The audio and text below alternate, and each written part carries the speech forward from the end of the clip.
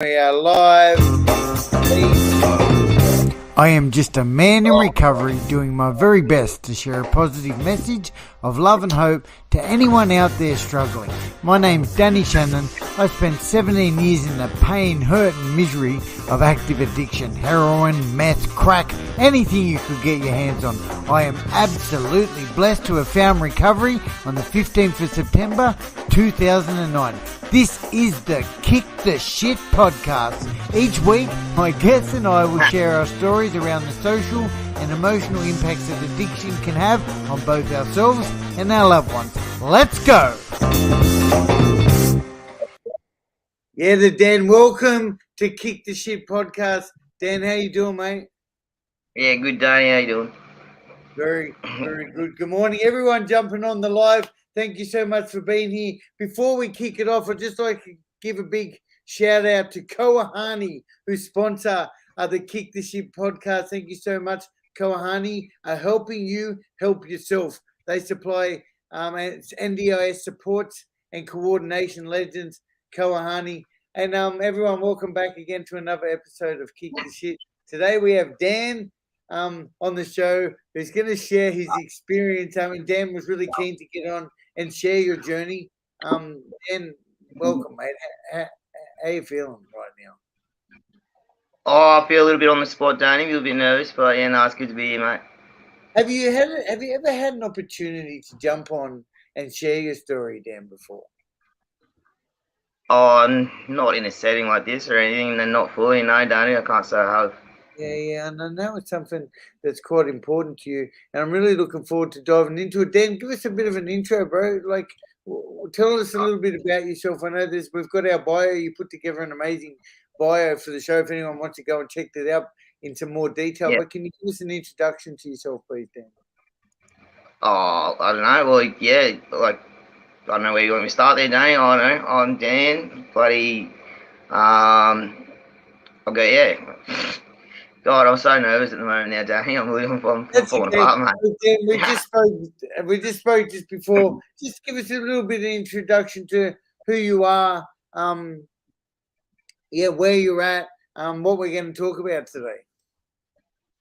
Yeah, well, I don't know. I'm going to steal a bit of yours there. I'm just a bloke in a bad spinner, in the depths of hell in addiction and stuff, mate. I'm a little bloke. I've got a rare as hell form of dwarfism with a long, complicated name. It's spondyloepiphyseal dysplasia congenita. Wow. So I got a lot of physical complications, mate. And yeah, a lot of other things, little issues in life that have led to that, or led to maybe a similar story like yourself, mate. Like just hopeless. Completely hopeless. But, in the last 6 months at least, it feels like I'm finally turning it around, I think. So good. Yeah. Cool, Dan. Well done. No, you killed it, mate. That's amazing. So a rare form of dwarfism, which has led to complications, bless you, brother. And I know, of course, as a result of that, you found yourself using and abusing substances with a whole other heap of shit that's happened to you throughout your life. Would that be correct? Yeah. Yeah, 100%, yeah. Yeah. All right, mate. Well, look,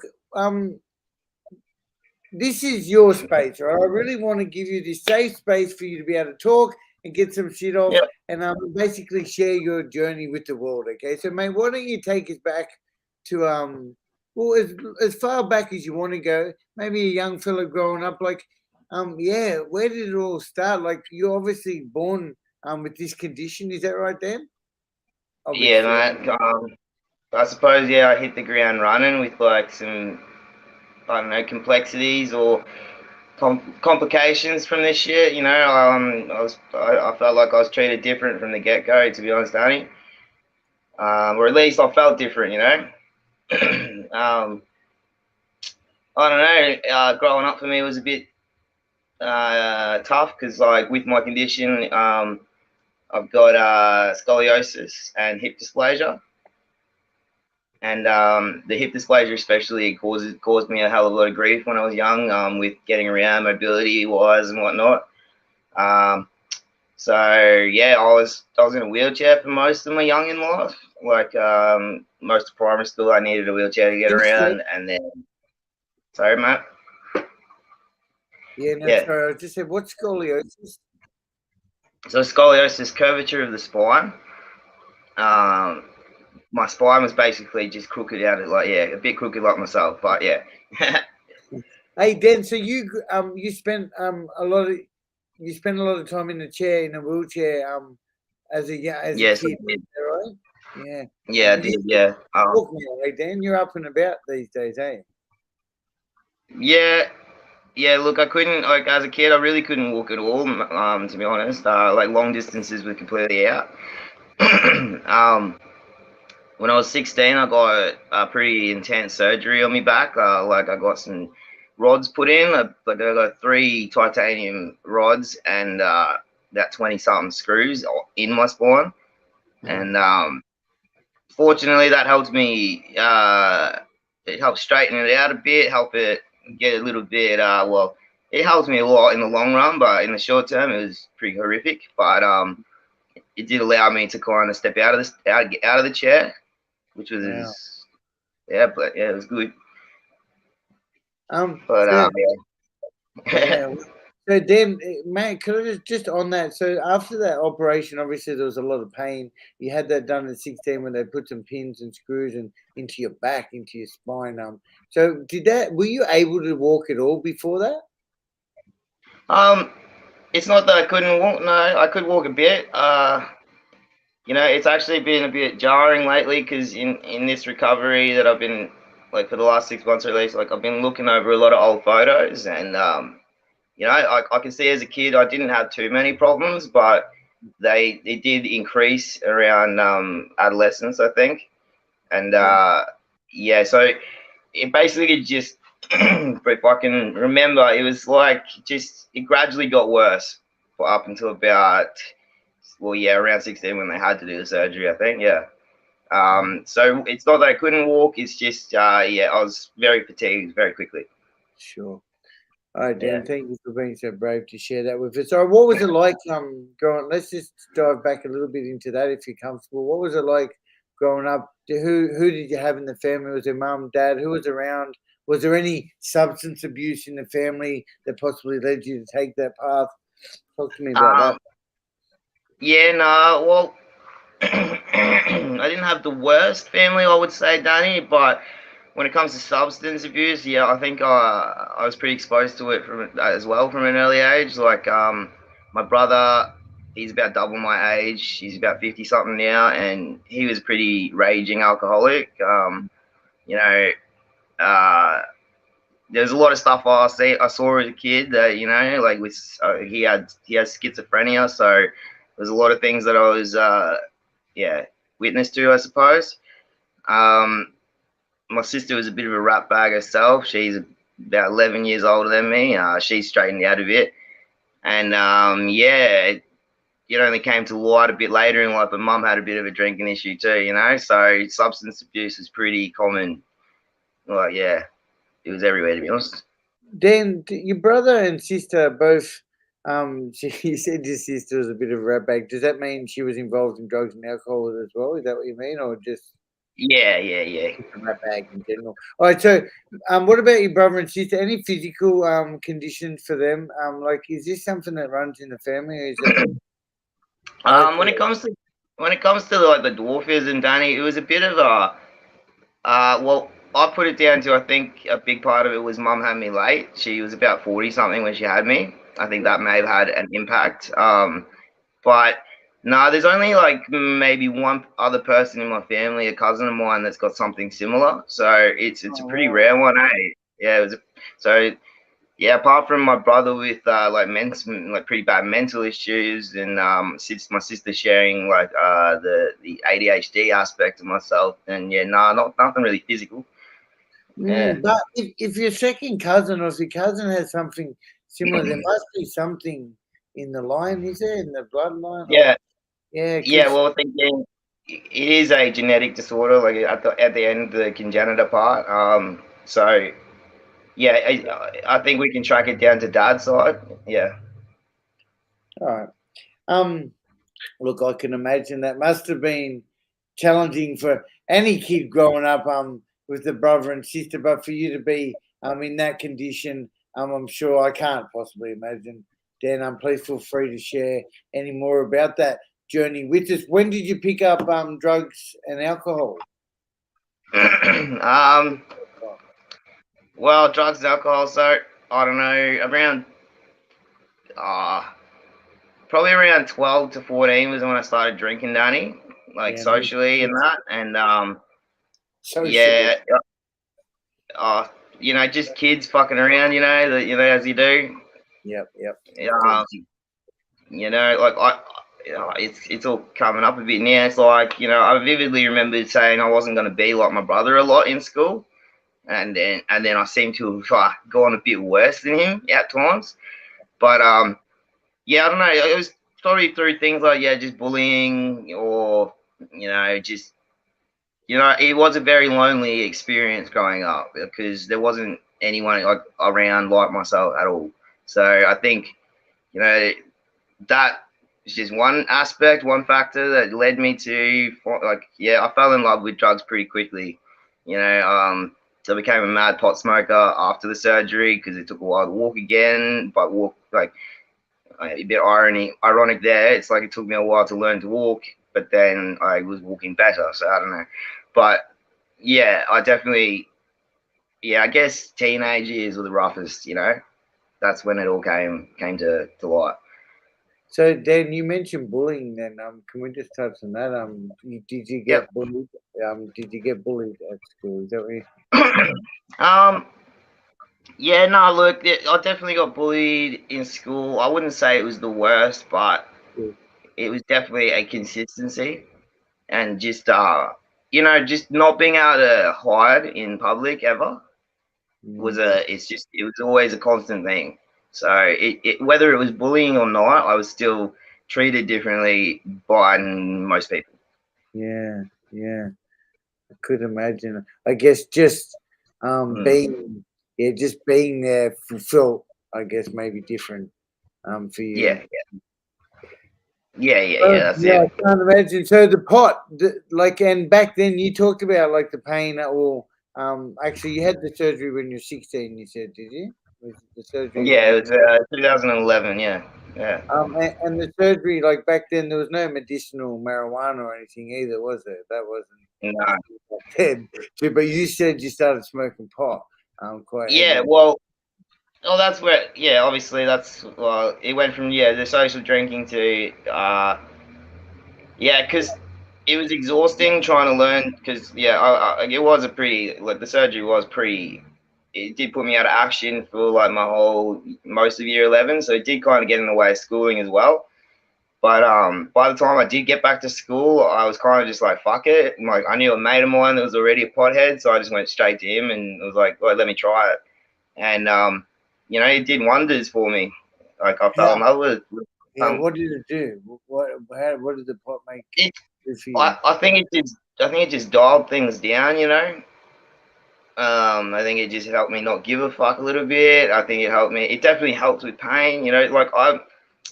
I've still got mixed feelings about medicinal weed and all that, Danny. But I do think it gave me a lot when I back in the day. Yeah. So may I just ask, so do you just when you say it made you feel like you didn't give a fuck less? You said you just is that with everything, like not just the pain, but you just just felt a bit more comfortable in your skin? Yeah, I guess all of us, I suppose it started to give me an identity, Danny, the drugs, I suppose, I started to become, let's say, the cool kid in a way. That's where it kind of started progressing, towards, and then after school, being how would you say it, just the stoner group or some shit, that was me in year 12. Were you on pain medication as well? Ben, what medication they give you? That's the thing. That's the thing, Danny. I've been reflecting a lot lately, and god damn it, excuse me, Danny. Excuse me. Yes, a lot of younger years, like through, um, well, it would have been helpful, mum, growing up with me with all my complications. And I was exposed to, let's just say, the hospital all the time too. So I think there was I don't know about painkillers in early life, but I can remember stealing pills off mum too when I was a bit younger. So I guess it might have started a bit earlier too. Like, if I'm honest, Great yeah. point. But Yeah, someone but asked. when I was in uh, hospital, they put me on ketamine, morphine, and oxycodone. At 16 or afterwards? Yeah, that was Yeah. just in hospital. And Yes. then I remember around that time that I started smoking pot, I found a box. I still had a box of oxycodone from the surgery, and I actually smashed it all in one night. Hey, like, I loved it that much. So I pretty much overdosed myself the first go, which was, yeah, Yeah. got in. Well, I imagine Yeah. like you would have tried it, you would have felt some relief. Definitely. Like I know that's what a really powerful Yeah, opiate, the oxycodone. yeah, opiate. Take a few Yeah, nights. It's 20 I in the always box. forget. I always forget until I'm talking about it, Danny. But like until I start reflecting really on it, and yeah, like the pills really kicked off hard and fast, like from a young age too. Like there was a lot of pain medication. Yes. Yeah, Dan, you mentioned too, would have been difficult for your mum or your family, having you in and out of hospital. And I can't imagine for you, man, like what that would have been like. Um, how often? Like, do you think if you can look back on all the Mm. time growing up as a kid, how often were you in? Oh, well, funny enough, Danny, like I've actually found an old journal through the stuff I was sorting out here. Hey, and it's actually like a log of it, and it's pretty much from birth up until 2012, like at least every 3 to 6 months, Danny. So it was For how long? hospital was almost a second home, yeah. Man, I, Yeah. I just can't imagine. Yeah, and it's Mm. yeah. All right. Yeah, yeah. Much so much love to you, dude. Like, and look, I can't wait till we talk about like you're such a fucking character, man. Like Yeah, and I we'll get into this stuff soon. But I just want to give people a bit of an idea, a little bit about you. We're going to talk a little bit about your music. I can't wait to play. I've got a little clip here, a clip. You call yourself a young young, Yoda. You're rap yeah. young Yoda. I can't wait to show some of that. But also, then just to bring up some spirits for a moment, like there's a comment, and you do this occasionally, but on my Facebook, I having a real serious chat about taking the helmet off the war's over, and Yeah. you've dropped a comment about like that might be true, Dan, but I've got my what was it, my meat axe, and I'm gonna slay the Yeah, essay. me hatchet, mate. All right, okay. Like it was a nice sentiment about post-traumatic growth, Danny. I will admit, but the war may be over, but like if some little gronk comes at me with a knife, I've got me axe. Yeah, Yeah, you're gonna slay the essays. something That's what like he that. said. All right, good. Yeah, we're getting. So, guys, yeah, just want to say, like, Dan, I feel like you get to live quite a good life as well. Like I love your spirits, man, and you got quite a sense of humor, and like you and I do a few things together. So, all right, so you're 17, or you've had surgery. You've got fucking addicted to pain meds. You're smoking pot. Like when you think back now, there's no wonder you end up with substance abuse issues, isn't Oh yeah, nah, Danny. Like there's no wonder. There really isn't. Like it was kind of like, yeah, I'm not gonna say I was destined to fucking become a drug addict, but it kind of looked like that. Dan, do you want to talk about any rock bottoms? Like when I say rock bottoms, I'm sure there's been plenty, but is there anything you want to touch on about through that journey growing up? Any really hard times? Or anything that you want to touch on? Oh, Danny. I'm Yeah, sure I don't there's know. plenty. Like when it comes to rock bottoms, mate, like I can, you know, well, for one, I'm amazed I've made it to my age, 28. You know, and 28 and it's going straight. yeah, going straight, something like that. Hey, yeah, it's just like because I've been, you know, I've gone into rehabs, you know, detoxes. I've tried it all, mate. Yeah. And it's almost like everything that they do say is like, if you don't, or essentially like, it pretty much all happened to me in the end, Danny. Like, it was like bloody. I experienced a pretty horrific car crash in 2020. That was probably the Yep. worst one. Yeah. Okay. You- What I don't happened? know. Hey, Danny, I've experienced the ODs. I've experienced some like assault in several different forms. Like, yeah, the drugs got harder and harder. Like, I started like this last one, mate. I really started to get lost in the heroin scene, you know.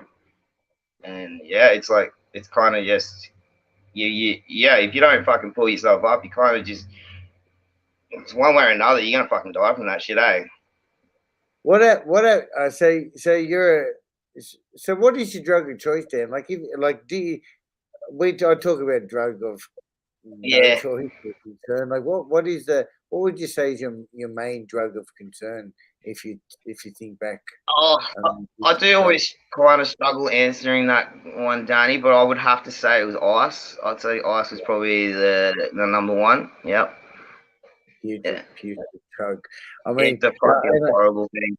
it really is, and I mean, you talked about heroin too. Like we think a lot of people might think, well, these days we probably all know that ice is probably the worst one, but heroin back in the day was shocking, you know. But I Mm. worked in rehab, Dan, for over 10 years, and I tell you what, like funny enough, the people with like I do assessments or I do intakes, and you could tell people's drug of Yeah. choice. I really became able to tell whether they were a heroin addict, an Yeah. addict, Yeah. an alcoholic. There's a whole bunch of telltales. But one thing that happened over the years, like back in early 2011, 12, a lot of it was heroin, but then it's just started being ice. And I'm a heroin addict by trade. And I'd Yeah. get someone come in with a heroin addiction problem. I'd just go, congratulations, man. It's good to meet another heroin addict again. But Yeah. anyway, let's get a bit off track. But mate, yeah, ice definitely plays its toll. So all right, take us to 2020. The motorbike, the accident wasn't a motorbike accident; it was a car accident. Oh, Mate? so, well, okay, so I'll take it just a little bit further back there, just to Oh yeah, kind of elaborate. But I started the rehab journey when I was 22, so maybe about 2017 or something. yeah. Where'd you go? Um, so I went to a little place called Moonya in Brisbane. Yeah, that's Yeah. Logan, is it? Nah, that one's up in the city. It's just north of the river, mate. But oh yeah, so I went in there like basically just a pill popper, like pretty hooked on Valium, Yeah. and it exposed me to like a whole different world. Like it exposed me to, I would say, some less than ideal people. That was my experience. Like I was already, I already had my hands in a few pies doing some naughty things and that beforehand. But it kind of what I'm getting at with the 2020 incident is it kind of like rocketed my let's say unorganized crime era. Like Munya, instead of helping me, helped me graduate into being a better criminal per se, and it showed me it definitely showed me the ice world like big time. That's where I started to really run amok real bad, and that just like the first time I did get hooked on meth, mate, it pretty much took my soul in 6 months. Like I went from had a bit of had a nice little stack of cash here and there, and then all of a sudden I'm completely homeless. And then skip forward a bit more, like where I had to go back home to mum and dad's every now and then. But you know that because I'd become so, let's say, independent in one way, I couldn't be contained anywhere, Danny. I had to keep running. I had to keep going somewhere, mate. It's like I had to keep going and chasing something. And yeah, unfortunately, when COVID hit and all that, it went crazy, mate, for me. Like I started getting real hooked on the Xanax, Coke, and all that, and ice again. Like, and yeah, it all just fucked up when I rolled my car. I don't remember the crash, to be honest, but I was told I was going about 100 when I hit a 7-meter high wall and flipped the car twice. And all I remember is waking up and like, no, I couldn't get out of the car, couldn't get the seatbelt off. I blacked out again, and I woke up a bit getting pulled out of the car, and I realized the car was upside down. And my first thought was, "Fucking, oh, that's why I couldn't get the seatbelt off." Like, I didn't have a single other care in the world, really. Like I was off my head, mate. But yeah, it led me to another rehab experience, and then I had to navigate the world without a car that was a big lesson in itself. Yeah. But yeah, I don't know, mate. Yeah, from 2020. You got your license Hey? now. You drive, don't you? Yeah. Well, it's questionable at the moment, but yeah, I do. Then what injuries did you do to yourself from the accident? Well, that was the miraculous thing, Danny, is I didn't actually do a fuckload of damage at all. Like, the car was completely written off. If you look at it, and there are pictures online there somewhere, but it's crazy how I didn't die. And it's insane that, because I ended up with just a bruise on my back. I know there was a bump on my head, and that's it, mate. I was having lots of seizures and stuff. Like, I think that was partly due to, well, majorly due to the Xanax and alcohol withdrawals. You know, spent a bit of time in hospital there. Yeah, but physically I got out of there pretty unscathed. Bless, mate. Dan, yeah, COVID certainly played its toll too, didn't it? Mate, all right. Look, what the show's kicked the shit, right? I know in our bio you talked about being free and changing your path and moving towards a better future for the last 6 months, basically. You're on track. You're on track. Why don't you tell us a little bit about how you're kicking the shit? You know, like where are you at today? I definitely want to talk about your music. And maybe some of the blessed people you have in your life. I know actually the sponsors of this podcast, Koahani, play a role in who you are and what you do today. But yeah, go fill us in with that. If we're talking about recent times in the past 6 months or a year or so, you know, Koahani, I have to give a massive shout out to. You know, like they have put in a hell of a lot of like time, like for me. You know, in 2020, when I was deciding to, like, because after all the car crash, and I really had decided I had enough, Danny. Yeah. I didn't want to keep doing that shit anymore. Like, it was pretty crazy, and so I tried to navigate the system a bit more. Like, I tried to get connected with NDIS and get connected and all that, you know. And that's the thing. I feel like I've fallen through the cracks with that kind of stuff for a long time, and it wasn't an easy thing for me to navigate at all. And I guess that's just where Koahani have kind of maybe done things differently to what others have in the past in that sense. So it's like it took me at least 27 years just to be recognized for my just physical differences, mate. Like, so there's a bit of resentment towards the system big time on that. But you know, like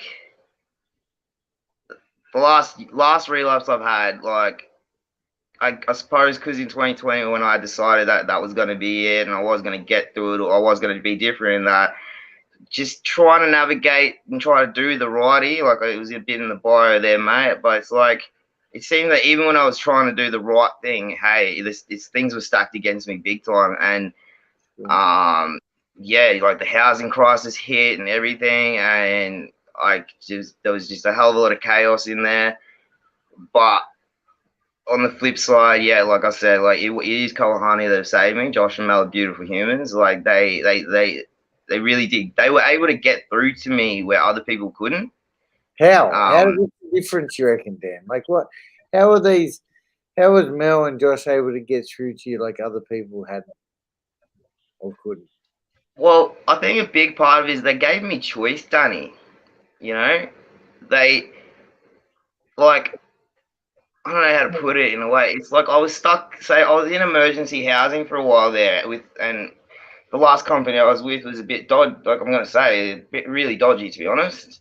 Yeah. And so I was stuck in emergency housing situations for a long time after Miracle and yeah, I suppose they came in when I like they kind of they really did kind of rescue me a little bit there. Like what I'm trying to say there is they didn't come in and say, look, this is how you got to do it. This is what you got to go and do, sort of thing. It's like they actually did give me the option here. It's like just a particular one there is like with housing. It was like, so where would you like to go, sort of thing. And it was either going to be like a shared accommodation thing, sort of like a disability homing, like I believe they're called SIL or something, or I was given the option to we'll search for private housing, you know, and at the time I was paying skyrocketed rent anyway, you know, I was already becoming accustomed to paying a fuckload of money, you know, so. I actually did say to myself because like I said, they gave me that choice. Josh particularly gave me that choice, and I remember writing it down, and it's like, so I had it lined out, and it was like easy, medium, hard. So the easy option was to go back to the parents, which in the long run was going to turn out hard, and then the hard option was to just go full private, pay full, and hopefully it'll be easier in the long run. But like.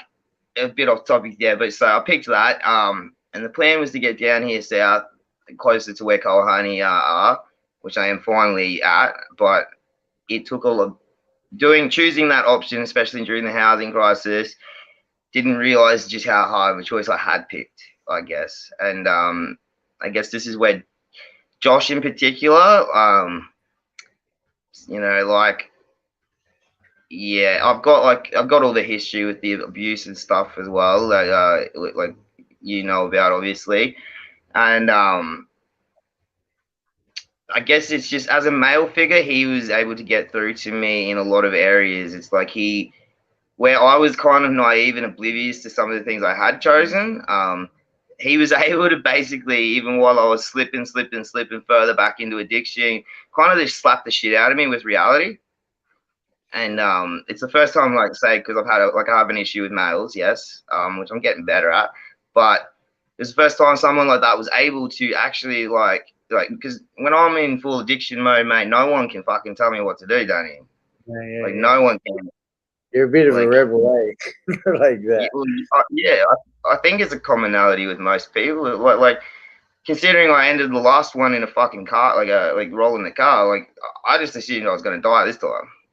Yeah, but yeah, I don't know, Danny. It's like they taught me trust, Danny. You know, it's like even though shit was getting fucking bad, man, like it was starting to get to the point where it was like there was not a hell of a lot of hope in sight. I still hung on to this just little glimmer that they were there, that there was this like they were going to pull through for me. They were going to pull through for me. The plan was going to pull through, you know. And yeah, I don't know. It was someone with all the trust issues I've had since young, you know. That was very big for me. Yeah, Dan, I think it just shows how important it is to have a supportive network of people in our lives, you know. And when we don't have the support, whether it's friends, family, or a wonderful service like Koahani run through the NDIS. Like, if we're left alone to our own devices, like, I can't do this alone. I've been blessed on my journey of recovery to be surrounded by people. For me, in the 12-step fellowship, and initially, and also the rehab I went through. I mean, over time, not picking up a drink or a drug for over 14 years now, I managed to build that really safe connection of people. And you reminded me of that, because you were held, you supported people listening to you, felt heard, and you started to be empowered to start standing on your own feet and getting the private rent and moving towards a better future, man. I think you're blessed. Dan, do you want to talk a bit about your music, please? I don't know.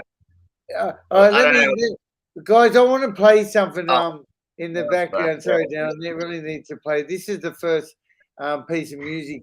I started doing a bit of stuff with Dan. I wanted to help him build a clip of music clip and some social media stuff. But let's play this. Right, hang on. What's this song? This is Do you want to tell me a bit about this song I'm about to play, Dan? Oh God, I'm blushing on some shit in this one, eh? But like, yeah, I don't know. It's a pretty rough draft. I'm just gonna say, but it was one of the first ones I wrote. Yeah. All right, let's go. The first ones I wrote, and first ones I got. At the end.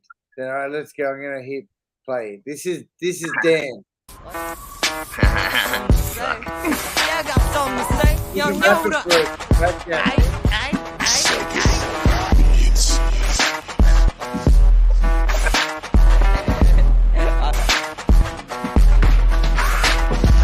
hold up a second, I got something to say to every motherfucker that keeps walking my way. I see your eyes fixated like they seeing a ghost. Nah, motherfucker, yo, this ain't no hoax. Your eyes undeceiving you, you're not going blind. There really was a midget that you just walked by. See the staring I get. It's natural to be curious, but the ignorance of many, well, that makes me furious. It's almost to the point now that I'm gonna lose it. But instead of wilding out, I'ma use it.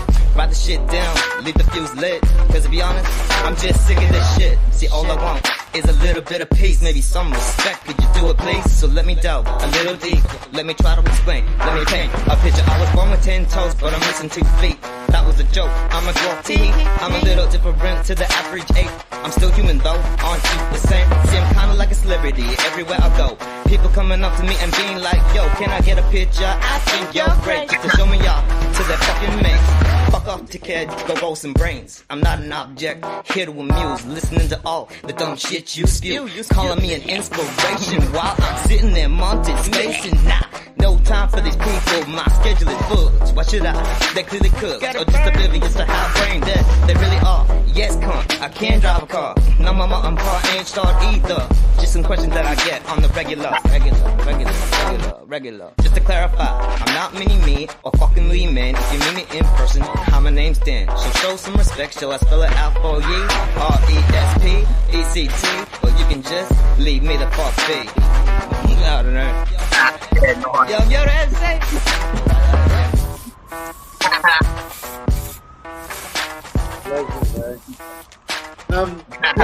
tell us, walk us through that.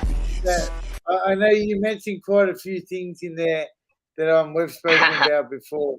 Is there anything you want to just add to that? That was so interesting to hear. Just again, I haven't heard that one in a while. I don't know. Yeah, I got to give props to my boy there, my mate Koza Sherbs. We both did a recording that day, and I guess we ran amok a lot together. So yeah, I don't know, just brought back good memories there of when I actually got that one recorded. But there's a lot like that rap there. Pretty much, I had written that after say my Valley days, going out clubbing, because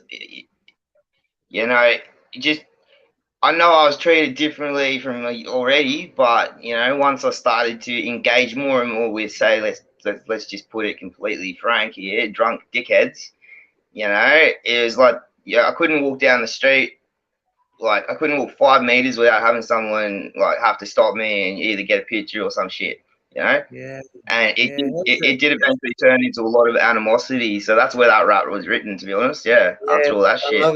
I love it because you said, you want to get a fucking picture, you're really giving it to him with the song. Yeah, like literally, man. I'm like, it's pretty literal there, mate. Like, I would be sitting there cooked out of my brains, fucking munted, like throwing up on the fucking seat or something, and like I'd get some dickhead buying me a drink, call me an inspiration for simply being on the town, mate. You know, like Dan, just on that, have you got any of your music on Spotify or YouTube? Do you want to just give a plug for that? Where can people find it? There's actually I a couple of haven't, people. honestly, mate. I haven't released anything yet. That's like the only draft I've got. I do a lot of Stay tuned. He's freestyle gonna stuff. be, yeah, he's gonna be rapping in the future. We're gonna be doing some stuff together. We're gonna start releasing some stuff. Hey, Dan, mate. All right, Dan. Look, how's life today, mate? Let's just wrap it up. How's life today, man? Yeah, how you feeling? Like, what's going on right in your life today? What good things are happening? Oh, okay. Well, Danny, I guess just everything's pretty damn good at the moment, mate. Like, I feel like I'm, for one, maturing in myself. I think, yeah, even though it did get completely chaotic on this last relapse, and it was insane, it does finally feel like I'm getting towards, say, or at least I can see the glimmer of that light at the end of the tunnel, mate. It's like I've been doing some pretty consistent training, physically. Yes, you have. I've been facing my demons without band-aids. I'm reduced. I'm still on medication. Abstinence is not fully working for me. I don't think it ever will, but that's my own stuff, about that. But I'm a hell of a lot more clear-headed, and I've been like all of those nasty little gritty parts of my things that have happened to me. I've had to look at them in the last 6 months, and it's been hell. It really has been hell doing it.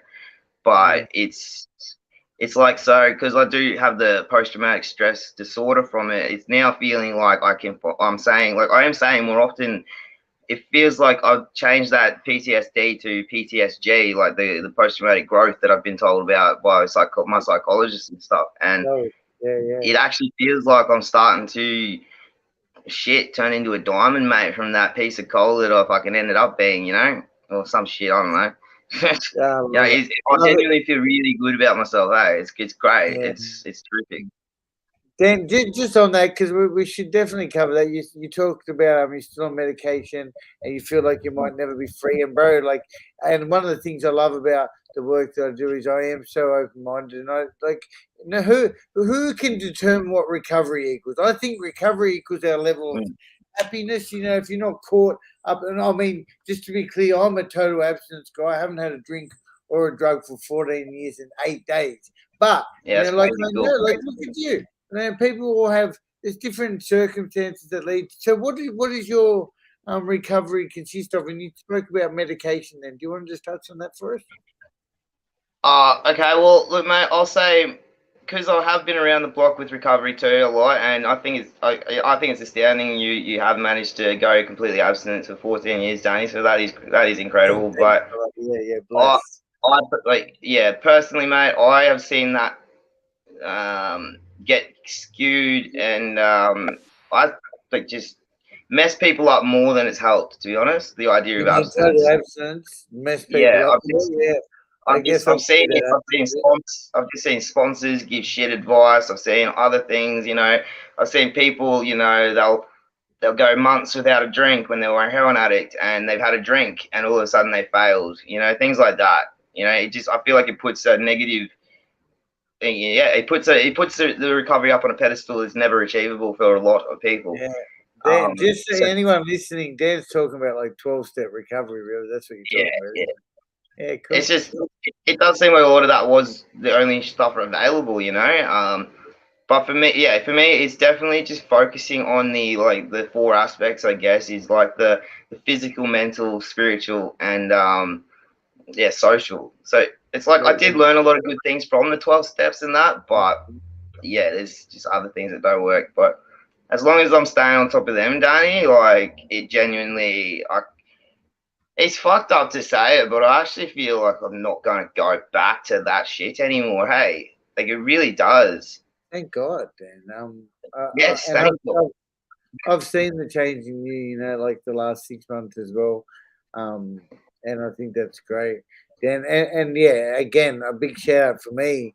12-step recovery is exactly, it's what's worked for me, and I know made different strokes for different folks, like I have been brainwashed by Narcotics Anonymous, and my brain definitely needed washing, but for other people, like there's different types of and different forms of recovery, and I love that I can help 100%. highlight this stuff. I love what you just said. It's 4 phases: the mental, physical, spiritual. I just think, Danny, I feel like, trust me, like I've had a really good sponsor, and I have gone 9 months of abstinence, complete abstinence, and that. But I just feel like, and I've learned so many good things from the 12 steps. So I'm in no way dissing it at all. But I just feel, especially with me, with the physical at least, and the mental, mate, I need some medications to calm me the fuck down, or I need some other things. And unfortunately, and that's how it feels these days. Like I actually genuinely resent it a bit that I have to use medication, but it seems like for the time being I do, and I think that's important for, like, I just want to say for other people, is like, yeah, it's don't get stuck on the idea that there's just this one way, that this one dickhead's telling you how to recover. You know what I mean? Like, be open to it. I couldn't agree more, man. Do your own thing. As long as you've got and like recovery. I wanted to say it again. I don't know if this is how accurate this is, but like I feel like our happiness is a good display of whether we on the right track, and if your number is down between 5 and under on a scale of 0 to 10, 0 equals you're sad, miserable, unhappy, and 10 equals you're chuffed and full of gratitude. If your overall number's above, I reckon even above a 6 or a 7, maybe what you're doing is working for you. I used to be miserable for a long time. I was kind of okay and stoned a lot of the time too, but none of that was real. I love the realness and the rawness of total abstinence for me. Too. There's nothing better, right? But I'm just thinking, fuck, like I kind of want to slap you for one, and bloody Josh in that, because it's just the mirror thing, that what you just said is like, the affirmations and that, they really have they've turned from like, I spent my whole life avoiding the fucking mirrors, mate, because of what I've become or what I was. But now I'm actually liking what I see. So it's exactly what you said, man. It is your attention.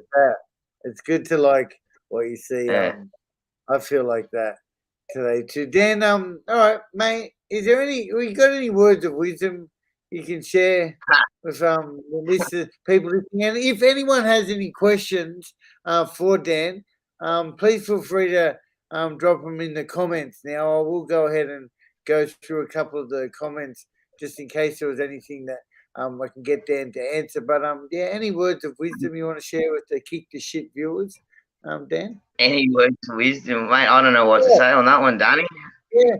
Is there anything? Yeah, sure, mate. I don't know. Is there anything you want to wrap it up with? Any final words? Maybe there isn't, Dan. It's all good. I don't know, Danny. All I can say, mate, is recovery is bloody hard. It's fucking hard. But like, it is achievable, and just fucking remember that, like, no matter what you're bloody going through, mate, like, there's always another option. You always have a choice in the end. You always can stay there if you want, and you can totally stay there if you want, but that's your choice. And I've learned, and it's hard. It's been a hard thing to come to grips with, but it is totally a choice. And just fucking reach out. Just try something different. If something's not working, just keep going. Just try it. I don't know, mate. Like, let's go, that, you know what I mean? Let's go, bro. It's like today you have choices, whether it be you have bloody, whether you have mental illness, physical disability, and all that, like, I personally think the system is quite against us, but there are good people out there that are willing to help you, hey, and I'm just bloody grateful to be breathing at this point, hey, and something like that. All right, finally, if anyone does have any questions, let's drop them in the comments now. Just one last shout out to Koahani for sponsoring this podcast. And as it happens, I believe I've just seen a member from the team in the comments. Koahani, helping you help yourselves. They supply NDIS support and coordination. Guys, everyone, appreciate you tuning in. We will take a couple of questions at the moment, Dan. First of all, we're going to go back and see. This is where I need a moderator to help me with this stuff. But a whole bunch of people saying, hey, Dan. So Julie mentions, don't be nervous, Dan. We do recover. Tamsin, hey Tamsin, wow, Dan, you've got an inspiring story. Tamsin's a new lady that I appreciate. Rachie mentions Rachie has I don't know how to Dysplasia, yeah. So Rachie, I hope you have enjoyed the show. Yes, mine come from my nana's third cousin. But that she mentioned that comment when we I talked about it being hereditary too. Dan, you'll be able to go back through on pain. Tamsin did ask about the pain relief. That's when I hit you up about that. What's this comment here from Marty? Needed to be here for a reason. Full time watching. Don't have addiction, but I'm battling and going through mental health and anxiety, which I feel is just as hard, and loneliness has gotten me lately. No support or help from family, which is tough. Can relate to the bullying part and a lot that's happened to me. Much love, Marty. Sure, mate. Look, this show is not just for people in addiction, that's for sure. Mental health is a big factor that plays out in and Rachie also mentioned that she spent a lot of her age up until the age of 18 in the Royal Children's Hospital. That's it. That was me. I was in the Royal a lot, so there you go. Yeah, there you go. What, that one? Royal Children's Hospital? I spent a lot of time in the Royals. Yeah. Well, Rachie, Dan's 28. Is that right? Dan? Young, yeah, 28. What else we got? Peter says 1 day at a time. Sally, much love to you. Okay, there is a talent. Oh, this is to your music, Donna. Hey, Donna, there is a talent he's got to get that confidence up. Yeah, he does. Thanks, Donna. He loves. Should be on Spotify. Great lyrics. Yes, I don't know how to pronounce it, but yes, he should be on Spotify. Donna was also asking about if it's on YouTube. She says, "Watch this space." Hey, look at this. All right, Kimmy, much love, Kimmy. Thank you, Dan, for overcoming your nerves and sharing your story with us, legend. That's to you. You're such an inspiration to everyone. Danny Shannon makes it such a safe and comfortable space to share. Thanks, Kimmy. I have a crack. Jessica says you're an absolute legend. Oh, look who's here. Melissa. Who's that? What's awesome fish frog? Go the Koahani. That's Melody. That's fucking hilarious. Done awesome fish frog, go the Koahani army. Yeah, fucking go the Koahani army. Oh, the fish frog, mate. I've been battling with my identity lately, and I think biologically we're all some kind of fish, fucking monkey, frog things, So that's a fuck you, Mel. Casey Humphreys, Dan and Melissa, keep looking in the mirror. Keep encouraging the person looking back at you, Dan. Yeah, Mitch. Well done. I love that. Yeah, you guys are awesome. Donna, what's this one? I'm near Logan. I'm happy to be here if he needs to reach out. Bless you, Donna. Thanks, Donna. Donna's up your ways. All right, guys, legends, everyone. Dan, how was that, mate? To share some of your story in this format. I appreciate you being so brave and honest. Yeah, no. Look, Danny, we've been talking for a few months now, mate, and it's been a good experience. I would say I'll give you a lot of credit there too. The confidence is coming up. It's finally I am feeling a bit more confident, and yeah, that was fucking nerve-wracking. I'm sorry for swearing, not sorry, but yeah, that was good, Danny. No, mate, we absolutely killed it. Everyone, thank you so much. Dan, stay there for a second. Thank you, guys. Welcome. And thank you for listening to another episode of Kick the Shit podcast. Big shout out to Koahani once again. Goodbye, everyone. Thank you. You can catch this episode live on Spotify Monday morning, 7 a.m. each week. A new episode drops later. Dan, just stay there, mate.